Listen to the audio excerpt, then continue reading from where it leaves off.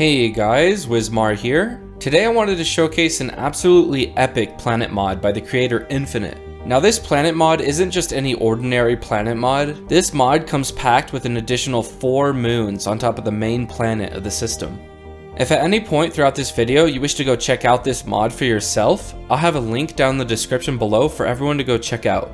And as a side note, I would like to thank everyone for helping me reach 500 subscribers this week. It's been totally crazy how we are growing this fast. Alright, let's go ahead and get into the video.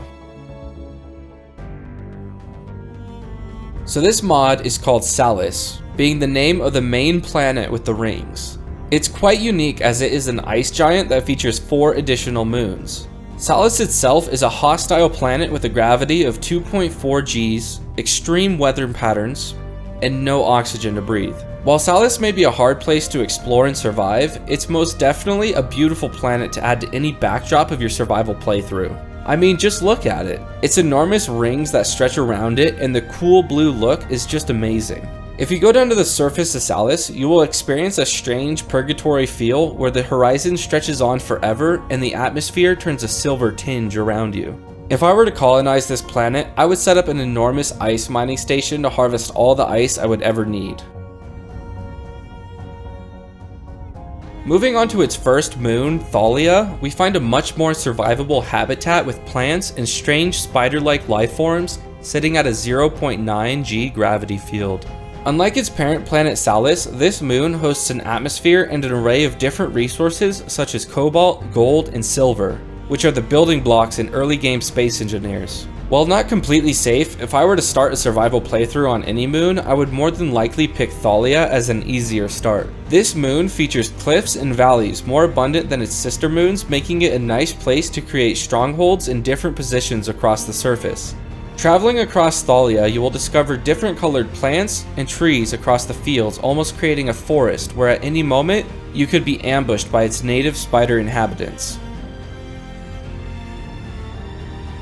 Next up, we have the second moon, Mordax. This moon has a hostile climate featuring acidic pools and corrosive weather that can damage your grids, as well as not featuring any oxygen for you to breathe. While sitting at only 0.8 G gravity, this moon still features a significant source of all the starting resources that Thalia does. Theoretically, you could survive starting out on this moon if you played your cards right. While not the prettiest moon, it has the complexion of an oil spill from space. When arriving on the surface of Mordax, you will quickly realize how barren the landscape is with the harsh climate this moon features.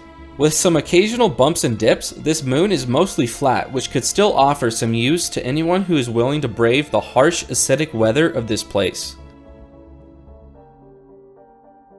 Our third moon, Aegon, is a sort of middle-of-the-ground moon, where we have an abundance of gold with all the other necessary resources to start out, with a slightly lower gravity of 0.75 Gs. This moon is mostly desert and sand as far as the eye can see. Similarly to its sister moon Mordax, it has some dangerous weather with the occasional sandstorm and electric storm. Unfortunately, however, there is still no atmosphere. Even still, Aegon is probably one of the nicer moons to stay on, considering it has an abundance of flat land to build upon and an open environment for people to explore and develop. Since this moon features such an abundance of gold deposits, it could become your next spot to drill for precious resources. Lastly, we have our fourth and smallest moon of Salus, Dyke. Coming in at only 0.25 Gs, this moon has barely any gravity at all and is more akin to a bouncy house than a real moon. Being nothing more than a large rock hosting the essential resources to start out, along with a large abundance of silver, this moon has very little going for it as a place you may want to stay. Without an oxygen source and a stable gravity, this moon has a hard time keeping any inhabitants for long periods of time. However, it's not to say that this moon isn't still quite beautiful, featuring vibrant blue stripes stretched across its surface, creating an interesting and unique look.